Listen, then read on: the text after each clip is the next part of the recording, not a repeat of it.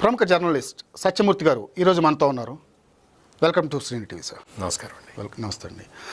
ఈరోజు జరిగిన ప్రెస్ మీట్లో మాజీ సీఎం వైఎస్ జగన్మోహన్ రెడ్డి గారు మాట్లాడుతూ ఆత్మస్తుతి పరనింద అంటూ చాలా సింపుల్గా ఒక సింగిల్ లైన్లో దాదాపు 3 లక్షల కోట్ల బడ్జెట్ని సింగిల్ లైన్లో ఎద్దేవా చేశారు. దీని మీద మీ ఉద్దేశం ఏంటి?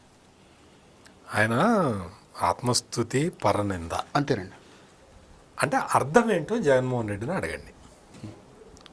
ఇప్పుడు నువ్వు బడ్జెట్ పెట్టిన 4 రోజులుగా 5 రోజులకో వచ్చి బడ్జెట్ మీద విమర్శిస్తున్నావు అంటేనే నీకు బడ్జెట్ గురించి బేసిక్ నాలెడ్జ్ కూడా లేదు అని అర్థం.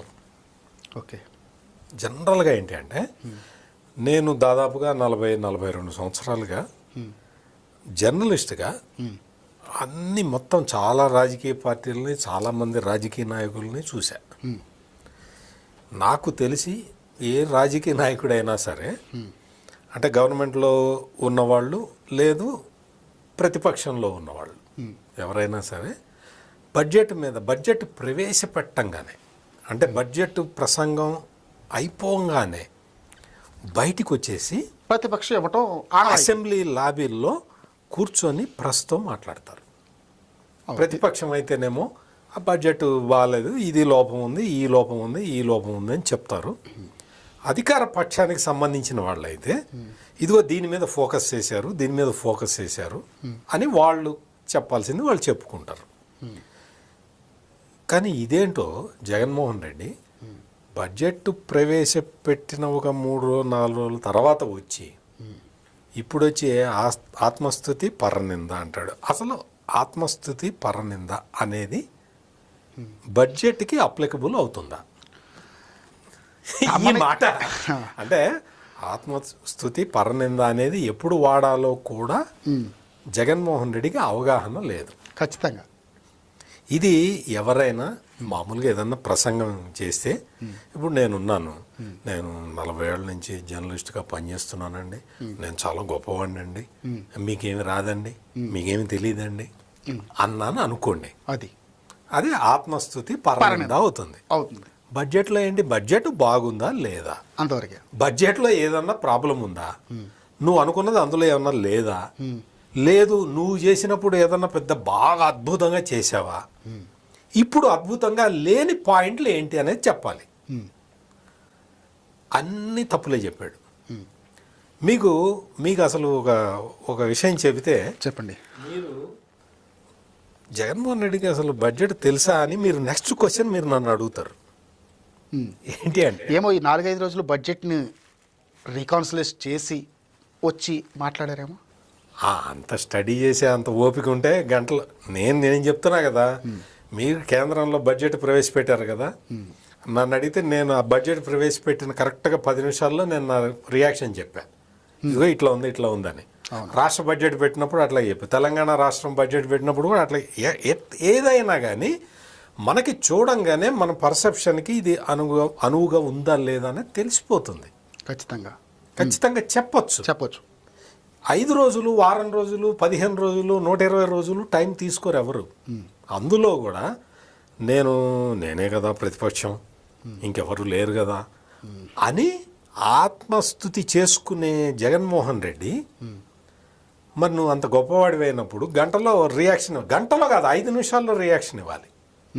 నువ్వు ఇన్ని రోజులు తీసుకుని స్టడీ చేసావు. ఏం స్టడీ చేసావు? స్టడీ చేసి ఏం చెప్పాడో తెలుసా? చెప్పండి.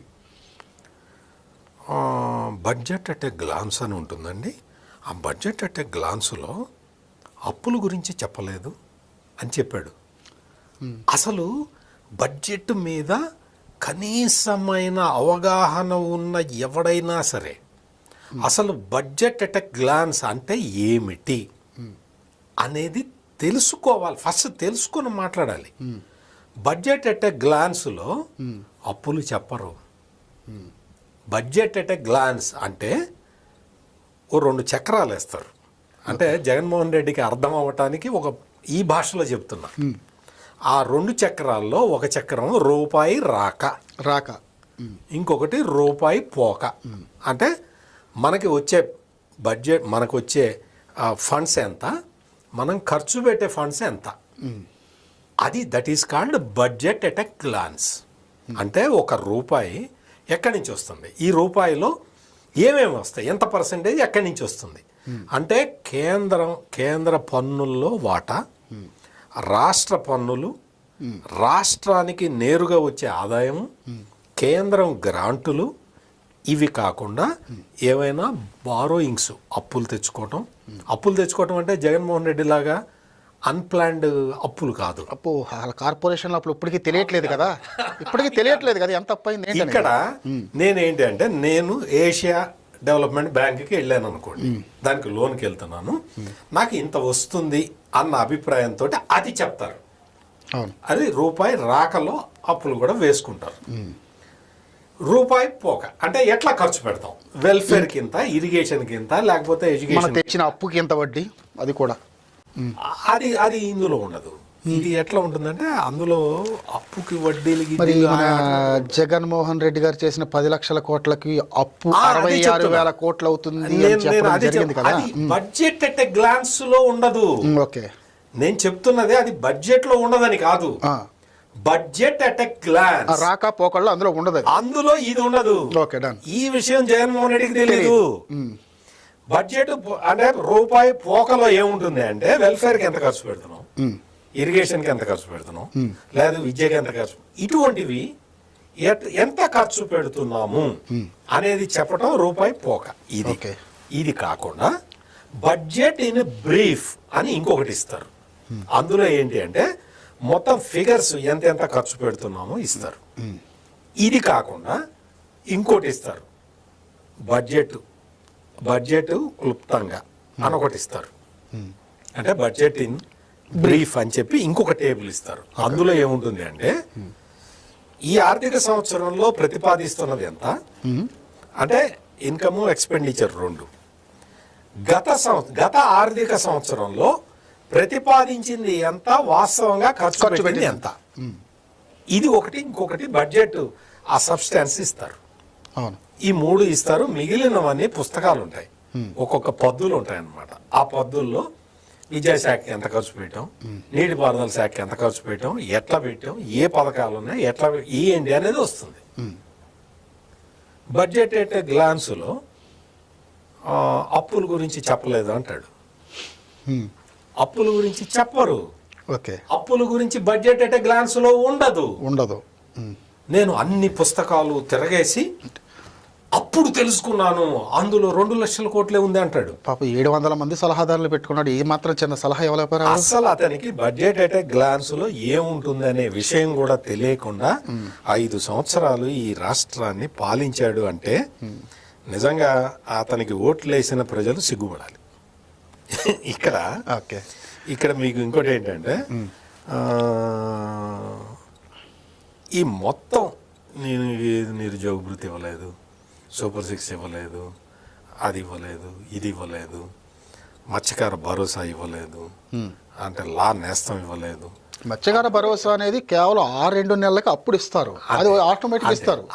ఆటోమేటిక్ ఇస్తారు. మత్స్యకారులు ఆ 2 నెలలు వెళ్ళరు, వేటకి వెళ్ళరు. కాబట్టి జగన్ ఎంత చెప్తాడంటే, జగనన్న లా నేస్తం ఇవ్వలేదు, జగనన్న లా నేస్తం ఎందుకు ఇస్తారా, నువ్వు ముఖ్యమంత్రిగా ఉన్నప్పుడు నువ్వు కేంద్ర ప్రభుత్వ పథకాలకు నీ పేరు పెట్టుకున్నావు. ఆఫ్ కోర్స్, నీ పేరు పెట్టుకున్న పథకాన్ని ఇప్పుడు ఎందుకు కంటిన్యూ చేస్తారు? ఈవెన్ 20,000 ఇస్తారని చెప్పి 7,500 పై నుంచి వాళ్ళు ఇస్తే అది కట్ చేసి ఆ 7,500 మాత్రం ఇచ్చిన రోజులు ఉన్నాయి. అట్లా చేసి జగనన్న లా నేస్తం ఇవ్వలేదు, అది ఇవ్వలేదు, జగనన్న ఈ చేదోడు ఇవ్వలేదు. జగనన్న చేదోడు ఇవ్వరు, మారుస్తారు, దానికి పేరు మార్చి ఇస్తారు. జగనన్న మత్స్యకార భరోసా అని పెడితే అది ఇవ్వరు, ఖచ్చితంగా ఎవరు. మత్స్యకారులకి వాళ్ళకి సంబంధించి 20,000 రూపాయలు ఇస్తున్నాడు. అది మొత్తం బడ్జెట్లో చెప్పారు. దానికి సంబంధించి విధాన పత్రం కూడా రెడీ అయిపోయింది. విధి విధానాలు కూడా ఎప్పుడో రెడీ అయ్యాయి, అది తెలిసిన విషయం. తల్లికి వందనం ఇవ్వలేదు, ఇస్తున్నారు కదా, ఇస్తున్నారు ఇప్పుడు. నువ్వు ఎప్పుడు ఇచ్చావు? నువ్వు అధికారంలోకి వచ్చి రాగానే, అంటే నువ్వు 2019లో అధికారంలోకి వచ్చావు కదా, జూన్లోనో జూలైలోనో అధికారంలోకి వచ్చావు. రాగానే తల్లికి అమ్మఒడి ఇచ్చావా? ఇవాళ జనవరి నాడు సంక్రాంతికి ఒక రోజు నెక్స్ట్ ఇయర్ నెక్స్ట్ ఇయర్లో 2020 జనవరిలో ఇచ్చావు. అవును. మరి అప్పటికి ఎన్ని నెలలు అయింది జగన్? ఆఫ్ కోర్స్ 9 నెలలు అయిపోయింది. మరి నువ్వు 9 నెలలకి ఇవ్వచ్చు, వీళ్ళు ఇవ్వకూడదా 9 నెలలకి? అంటే మనము ఏదైనా ఒక కాంక్రీట్గా మనం విమర్శ చేయాలి. కాంక్రీట్గా విమర్శ చెయ్యకుండా